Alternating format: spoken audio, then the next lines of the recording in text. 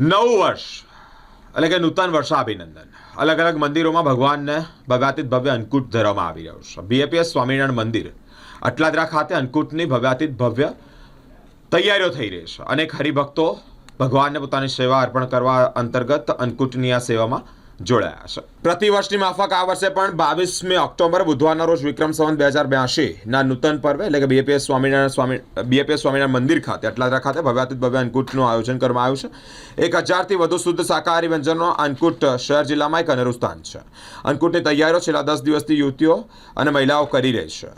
અવિરત સેવા આપી રહી છે. દીપોત્સવી પર્વે પોતાના ઘરે સાફ સફાઈ, વાનગીઓ બનાવી વગેરે કાર્યો હોવા છતાં પણ પ્રભુની સેવાને પ્રાથમિકતા આપવા તેઓ કટિબદ્ધ છે. આ વર્ષે પણ સંસ્થાના વડા પ્રગટ બ્રહ્મ સ્વરૂપ મહંત સ્વામીજી મહારાજની 92મી જન્મજયંતિ હોય વડોદરા ખાતે ઉજવવાની હોય ત્યારે અન્નકૂટના દિવસે પૂજ્ય સંતો દ્વારા 92 કિલો વજનની 4x10ની અદ્ભુત કેક બનાવવામાં આવી છે. ભક્તોના દર્શનાર્થે મંદિર પરિસરમાં ગોઠવવાનું આયોજન કરવામાં આવ્યું છે. તે પણ એક અનેરું આકર્ષણનું કેન્દ્ર બની રહેશે.